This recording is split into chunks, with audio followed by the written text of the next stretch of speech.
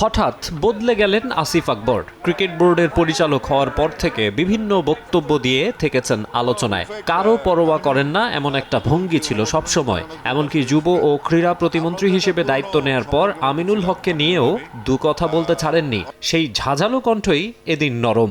আমিনুল হকের সঙ্গে তার সাক্ষাতের ছবি শোভা পাচ্ছে সামাজিক যোগাযোগ মাধ্যমে। হঠাৎ ক্রীড়া প্রতিমন্ত্রীর সঙ্গে তার দেখা করা নিয়েও উঠছে কথা।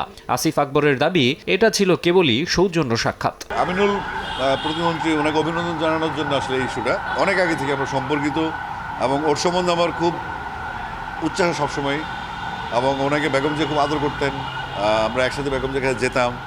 তো আমরা বেসিক্যালি যাওয়ার উদ্দেশ্য হচ্ছে উনি আমাকে ফিল করছিলেন, আমি আমাকে ফিল করছিলাম পুরনো সম্পর্কে রয়েছে। তো সেটা একটা অন কাইন্ড অফ ট্যালিপ্যাথি, দুজনকে মিস করা, ওটা ফিল আপ করার জন্য গেছিলাম। রাজনীতির যে সুফল কুফল, ও যে বেচারে ঘুমাইতে পারতেছে না এখন, বা এত নেতাকর্মী, এত দায়িত্ব, এটার সাথে কীরকম অভ্যস্ততা, একটু আলোচনা করলাম আর কি, এমনি অন্য কিছু না।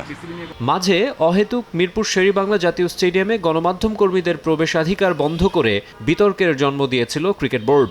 ক্রীড়া প্রতিমন্ত্রী হিসেবে দায়িত্ব নিয়ে বিসিবিকে সে ব্যাপারে নমনীয় হওয়ার নির্দেশ দেন আমিনুল হক, যাতে কিছুটা নাখোশ ছিলেন বোর্ডের বেশ কিছু পরিচালক।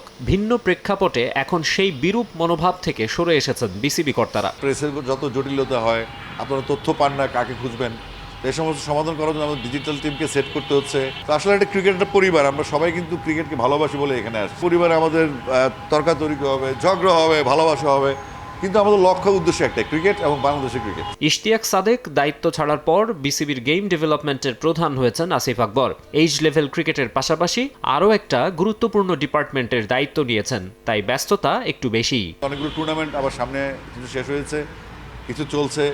আবার আমরা কক্সবাজার 18 ফাইনাল শুরু হয়েছে, ফিলসিমন যাবেন। তারপর ছিন্নমূল সুবিধাবঞ্চিত শিশুদের জন্য টুর্নামেন্ট হচ্ছে। তারপর আন্তঃ বিশ্ববিদ্যালয় টুর্নামেন্ট শুরু করছি।